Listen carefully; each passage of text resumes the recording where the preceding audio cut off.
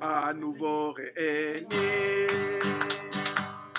pour louer le Seigneur, à nouveau réunis de même cœur. Il y a la tristesse selon Dieu. Des fois, les gens pensent qu'il y a seulement la tristesse qui vient de problèmes, de chagrins ou encore de souffrances que l'homme vit, mais il y a aussi une tristesse qui vient de Dieu.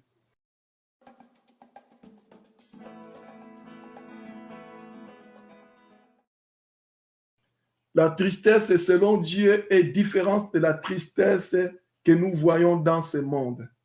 Pour bien comprendre ces mots, mes bien-aimés frères et sœurs, je suis allé directement dans les dictionnaires, puisque, bon, on a ces outils-là, on peut les utiliser lorsqu'on en a besoin. Le dictionnaire me dit que la tristesse est un état d'une personne qui éprouve du chagrin ou de la mélancolie. Et en regardant ce qui se passe aujourd'hui dans le monde que nous sommes, mes bien-aimés frères et sœurs, comment on peut dire que le monde ne vit pas dans la tristesse aujourd'hui? De voir autant de personnes qu'on nous parle tout le temps, il y a autant de morts à cause de cette crise sanitaire. Comment les gens peuvent vivre dans la joie? Non, le monde n'est pas dans la joie. Le monde est dans la grande tristesse. J'ai choisi aujourd'hui de vous parler de la tristesse pour, mes bien-aimés, vous mettre en garde, car le diable utilise souvent la tristesse pour détruire l'homme, pour lui enlever la joie dans le cœur, que la joie que Dieu donne souvent. Le diable, il est bien rusé pour nous enlever la joie.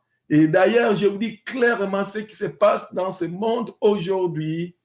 C'est une situation qui vient vraiment de ténèbres et qui veut chercher à enlever la joie dans le cœur de plusieurs personnes et même dans le cœur de l'humanité. Donc, nous allons lire dans 2 Corinthiens 7. Je me réjouis à cette heure, non pas de ce que vous avez été attristés, mais de ce que votre tristesse vous a porté à la repentance. Car vous avez été attristés selon Dieu, afin de recevoir de notre part aucun dommage. En effet, la tristesse selon Dieu produit une repentance à salut dont on ne se repent jamais, tandis que la tristesse du monde produit la mort. Et voici cette même tristesse selon Dieu, quel empressement n'a-t-elle pas produit en vous? Quelle justification, quelle indignation, quelle crainte, quel désir ardent, quel zèle, quelle punition vous avez montré à tous égards que vous étiez purs dans cette affaire. Alléluia. Oui, c'est la parole de Dieu. La tristesse dans le monde est une arme efficace que le diable utilise pour détruire l'homme. Quelles sont les différentes stratégies que le diable emploie pour rendre l'homme triste? La tristesse est une chose atroce. Je vous dis clairement, frères et sœurs, lorsqu'une personne est dans la tristesse, elle ne voit pas loin. Elle a toujours la tête baissée. Pourquoi? Parce que cette tristesse ronge sa vie. Elle ne peut pas vivre dans la joie. Tandis qu'une personne qui est dans la joie, une personne qui est heureuse, elle soulève bien la tête et elle voit bien les choses et elle voit loin. Et elle peut aller loin. Alléluia. La tristesse empêche l'homme, comme je dis, de lever les yeux, de voir le ciel, de voir le soleil, de voir même le ciel qui est bleu. On voit tout est noir autour de soi. Et dans cet état, on ne peut rien faire. on rentre dans une situation qui est stationnaire, on tourne en rond et on s'apitoie sur soi-même. Attention mes frères et sœurs, je n'ai pas dit qu'on ne peut pas éprouver la tristesse. Non, nous tous, nous pouvons avoir la tristesse. Tout le monde peut éprouver la tristesse, mais que la tristesse ne fasse pas entrer dans la mélancolie, dans la dépression ou dans les ressentiments. L'homme a besoin d'entendre des paroles de réconfort, des paroles qui vont les relever, des paroles qui sont comme des batteries qui le boostent dans la joie. L'homme a besoin de ça. Et souvent, l'homme ne trouve pas ces paroles. Ne trouve pas ces paroles. Nous sommes, nous, les enfants de Dieu.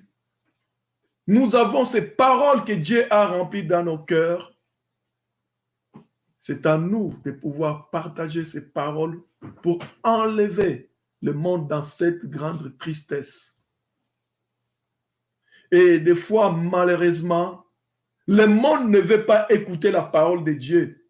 Par contre, le monde aime entendre des paroles qui provoquent la tristesse dans le cœur de l'homme. Eh oui, la parole de Dieu dit dans Proverbe 15, 13, un cœur joyeux rend le visage serein, mais quand le cœur est triste, l'esprit est abattu. Quand on est dans la souffrance, il y a un remède pour nous qui sommes des enfants de Dieu, c'est la prière. Alléluia. Les bons remèdes, lorsqu'on est dans la souffrance, nous qui sommes des enfants de Dieu, c'est la prière. Quand on est dans la souffrance, on prie. L'apôtre Jacques nous dit, si quelqu'un est dans la souffrance, qu'il prie. S'il est malade, qu'il appelle les anciens pour prier pour lui. Il est dit même que la prière des justes relèvera les malades. Alléluia. Jésus a pris nos souffrances et nos maladies à la croix de Golgotha. C'est par ces meurtrissures que nous sommes guéris. Le monde utilise la tristesse pour détruire l'homme, pour que l'homme ne puisse pas vivre heureux.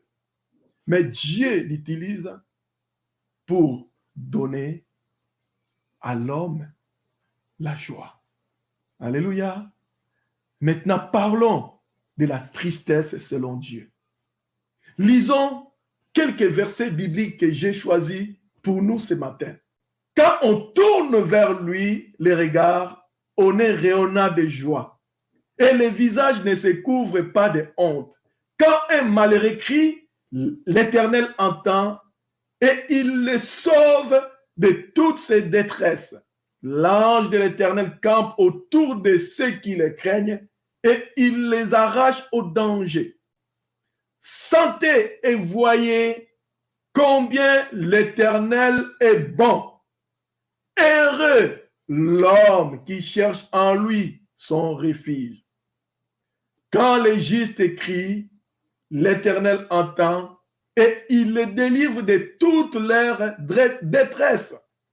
L'Éternel est près de ceux qui ont le cœur brisé et il sauve ceux qui ont l'esprit dans l'abattement. Le malheur atteint souvent les justes, mais l'Éternel l'en délivre toujours. Lamentation 3, 19, 25. Quand je pense à ma détresse, à ma misère, à l'absinthe et au poison, quand mon âme s'en souvient, qu'elle est abattue au-dedans de moi, voici ce que je vais repasser en mon cœur. Ce qui me donnera de l'espérance.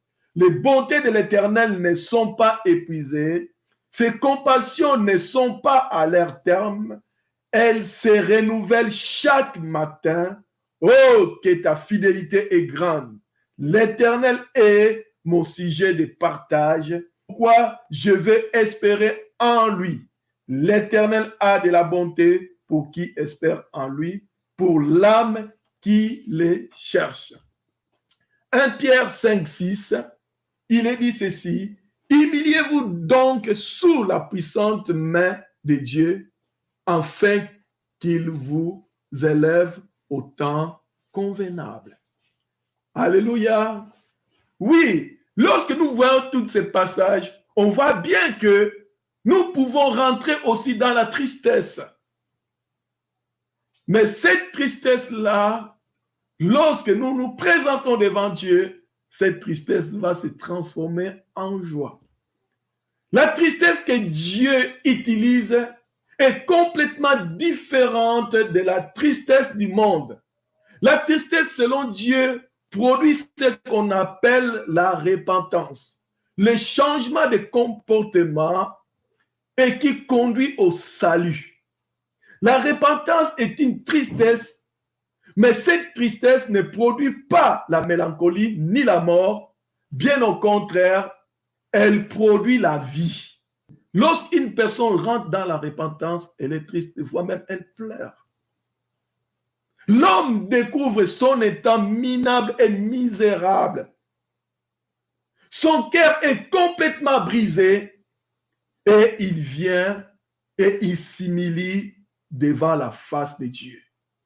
En ce moment, Dieu est en train de faire un grand travail de consolation, de guérison, de restauration dans le cœur de l'homme. Cette tristesse conduit l'homme à la rencontre de son Dieu. Et dans ses yeux ne coulent pas les larmes de chagrin, mais les larmes de la repentance qui créent la joie de trouver sa vraie identité en Dieu. David aimait Dieu. Il avait fait beaucoup d'exploits pour Dieu en Israël, alors que à cette époque, il n'était qu'un enfant. Vous connaissez son histoire avec Goliath. Vous connaissez comment il a dit, il terrassait même des lions et des ours. Un jour, David pécha contre l'Éternel Dieu en commettant l'adultère et en plus, il tua le mari de cette femme. C'est grave pour lui. Mais il n'a pas vu. Pour lui, il a fait comme tous les commis des mortels. Je suis roi, je peux faire ce que je veux. Mais quand le prophète Nathan était venu le voir pour lui parler de son péché, en commençant par la parole de sagesse, lorsque le roi David a entendu cela, le roi David était en colère. Et le roi dit, cet homme mérite la mort au nom de l'Éternel. Le prophète Nathan lui affirma que l'homme en question, c'était lui. David avait deux choix face au prophète Nathan. Vous savez bien, David était le roi. Il avait deux options en face de Nathan. Soit il accepte son péché, soit il coupe la tête de Nathan, comme on a fait avec Jean-Baptiste par Hérode. Hérode, Jean-Baptiste lui a dit son péché, Hérode a choisi de couper la tête de Jean-Baptiste. Mais le roi David a fait le choix d'accepter son crime et de se repentir. Et il a dit, j'ai péché contre l'Éternel. J'ai péché contre l'Éternel. Il a pris cette option. Et dans sa tristesse, le roi David écrit le psaume 51. Ô Dieu, aie pitié de moi dans ta bonté. Selon ta grande miséricorde, efface mes transgressions. Lave-moi complètement de mon iniquité et purifie-moi de mon péché. car je reconnais mes transgressions et mon péché est constamment devant moi. J'ai péché contre toi seul et j'ai fait ce qui est mal à tes yeux, en sorte que tu seras juste dans ta sentence, sans reproche dans ton jugement. Voici, je suis né dans le péché, mais tu veux que la vérité soit au fond du cœur. Fais donc pénétrer la sagesse au-dedans de moi. Purifie-moi avec l'hysope et je serai pur. Lave-moi et je serai plus blanc que la neige. Annonce-moi l'allégresse et la joie, et les os que tu as brisés se réjouiront. Détourne ton regard de mes péchés, efface toutes mes iniquités, ô Dieu. Crée en moi un esprit pur, renouvelle en moi un esprit bien disposé.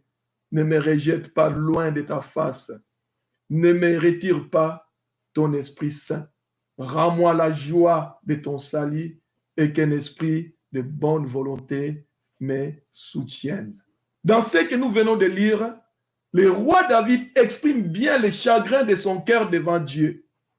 Mais Dieu ne l'a pas laissé vivre dans son chagrin, mais Dieu l'a restauré. Dieu l'a restauré. Lorsqu'on regarde dans la tristesse selon Dieu, et bien aimé, lorsqu'on rentre dans la tristesse selon Dieu, Dieu nous montre la solution pour vivre dans la joie.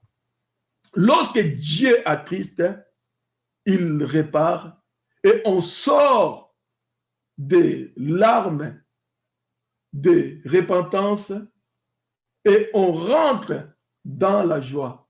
Pourquoi on rentre dans la joie? Parce que lorsqu'on sort de la repentance, Dieu nous donne quelqu'un.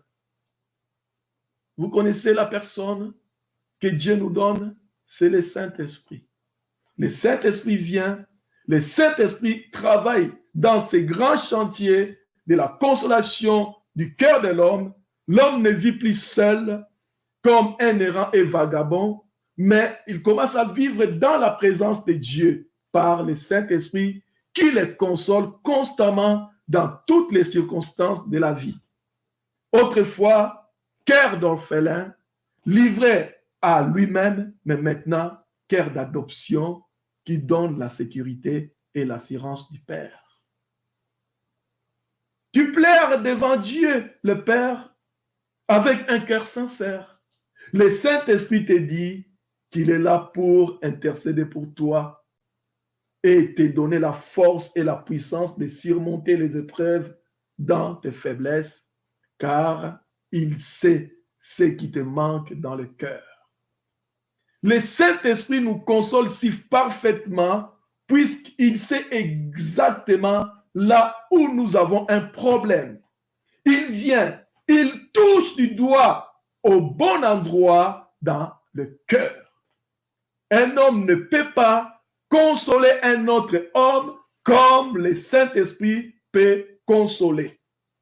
Son nom n'est-il pas le consolateur?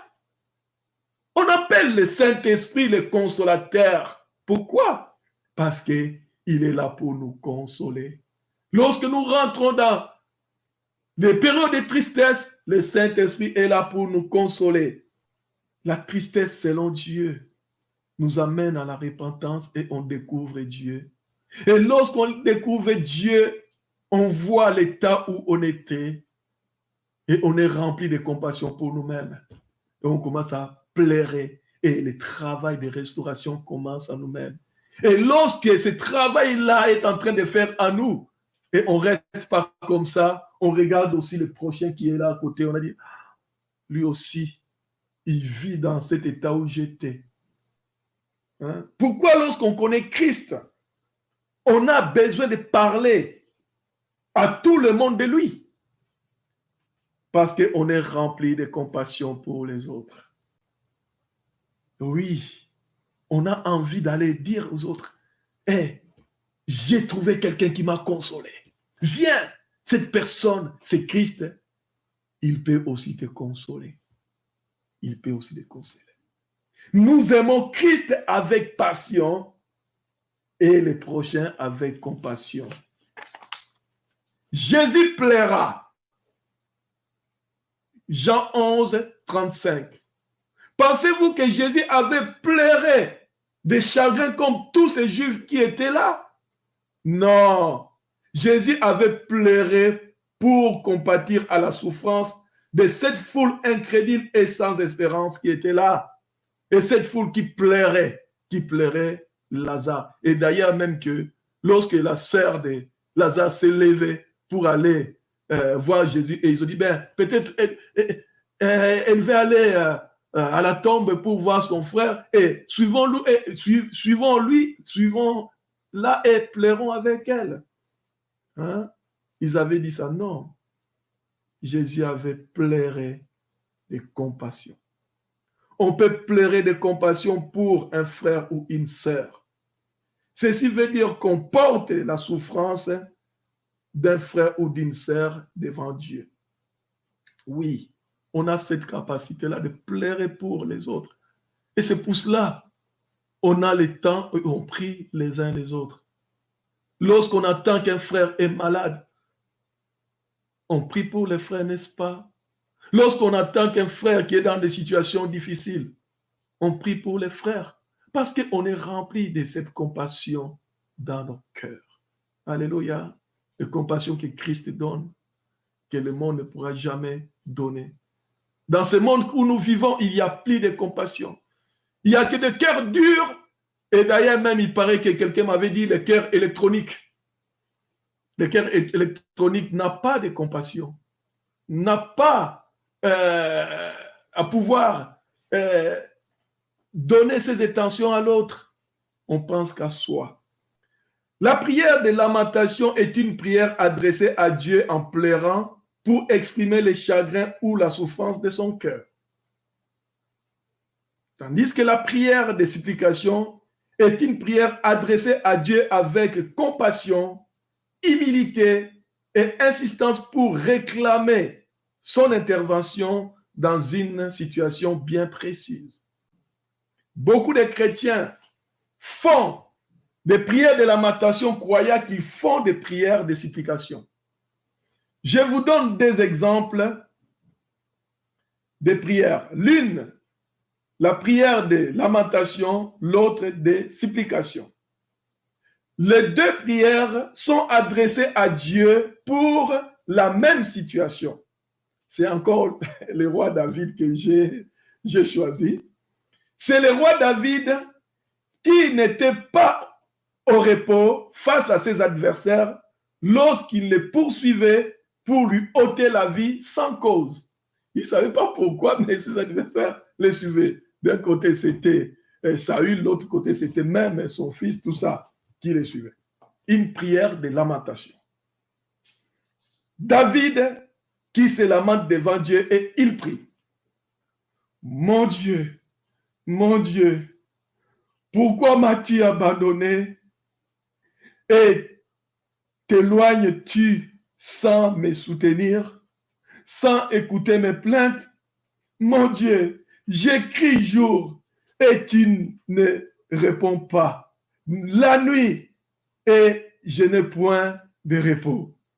Là, David est en train de faire une prière de lamentation. Les chrétiens qui a perdu son travail et qui prie, prière de lamentation. Oh Seigneur, je n'ai plus de travail. Que pourrais-je faire maintenant? Ça ne va pas. Et comment pourrais-je vivre, mon Dieu? Comment pourrais-je vivre? Prière de lamentation pour un chrétien qui a perdu son travail. Un chrétien qui est malade, prière de lamentation.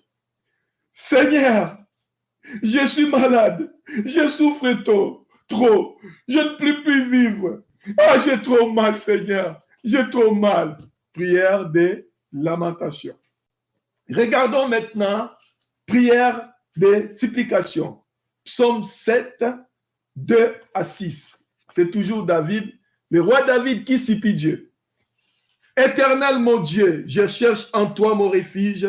Sauve-moi de tous mes adversaires et délivre-moi, afin qu'il ne me déchire pas comme un lion qui dévore sans que personne vienne au secours. Éternel mon Dieu, si je fais cela, s'il y a de l'iniquité dans mes mains, si j'ai rendu le mal à celui qui était paisible envers moi, si j'ai dépouillé celui qui m'opprimait sans cause, que l'ennemi me poursuive et m'atteigne, qu'il foule à terre la vie et qu'il couche ma gloire dans la poussière. Là, il faisait une prière de supplication. Il ne pleure pas, mais il montre sa cause, sa situation devant Dieu pour avoir la délivrance de Dieu. Maintenant, on va donner l'exemple d'un chrétien qui a perdu son travail écrit dans la supplication. Seigneur Jésus, je sais que j'ai perdu mon travail, mais je sais que tu as dit l'or et l'argent, ça t'appartient, et que l'homme vivra par la sueur de son front, et je trouverai par la foi un autre travail. Mon avenir est entre tes mains, et je n'ai pas à m'inquiéter du lendemain. Maintenant, un chrétien qui est malade, prière de supplication. Seigneur Jésus, je sais que ta parole dit, c'est par tes meurtrissures que je suis guéri. Et tu as dit aussi, la prière de la foi relèvera le malade. Auprès de toi, je viens trouver ma guérison. Je chasse cette maladie dans mon corps au nom de Jésus. Prière de supplication.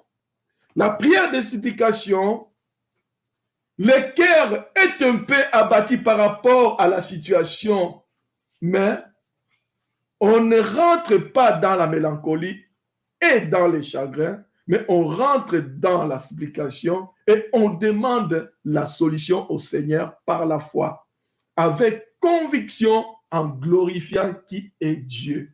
Alléluia!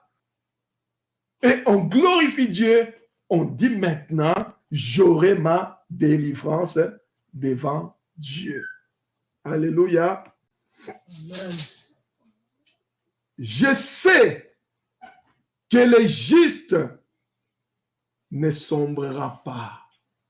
Je sais que le juste ne sera pas délaissé.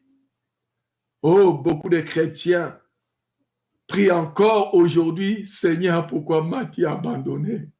Non, non, non, non, non, non. Le Seigneur n'abandonne pas ceux qui se confient en lui. Alléluia. Le malheur atteint souvent les justes, mais l'Éternel est là pour les délivrer toujours. Et il ne mentira pas. Que son nom soit béni.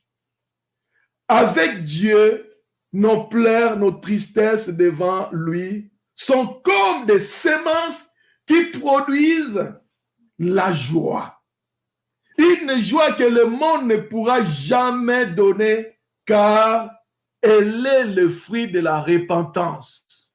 La repentance est une semence. Celui qui marche en pleurant, quand il porte la semence, il revient avec allégresse quand il porte ses gerbes.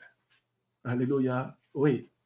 Lorsque nous sèmons par la repentance et nous récoltons, il y a des pleurs, il y a la tristesse, mais nous récoltons la joie après. Parce que la joie de ressusciter vient rentrer en nous par le Saint-Esprit. Alléluia. Et n'éloignons pas la main de correction de Dieu. Lorsque Dieu il vient aussi pour nous corriger. Des fois, on pleure. Un chrétien qui dit qu'il n'a jamais pleuré devant la face de Dieu, ça veut dire qu'il n'a pas compris. On pleure devant la face de Dieu, mais cette pleure-là, ce n'est pas des pleurs de mélancolie, mais c'est des pleurs lorsqu'on voit la grandeur de Dieu, la bonté de Dieu envers nous. Des fois, on pleure, on dit, mais Seigneur, c'est vraiment moi que tu as fait ça pour moi. C'est vraiment moi qui a tout qui a fait tout pour que je devienne ce que je suis aujourd'hui. Oui, la tristesse selon Dieu amène la joie. Mais la tristesse selon le monde ou la tristesse du monde amène la mort. Nos pères nous châtiaient pour peu de jours comme ils les trouvaient bons. Mais Dieu nous châtie pour notre bien, afin que nous participions à sa sainteté. Il est vrai que tout châtiment semble d'abord un sujet de tristesse et non de joie, mais il produit plus tard, pour ceux qui ont été ainsi exercés, un fruit paisible de justice. Alléluia. Oui, la tristesse selon Dieu, c'est un bon remède. Alléluia. Rentrons dans l'humilité devant Dieu et courbons-nous devant sa face pour recevoir sa joie. Que le nom du Seigneur soit béni, que la grâce de Dieu vous couvre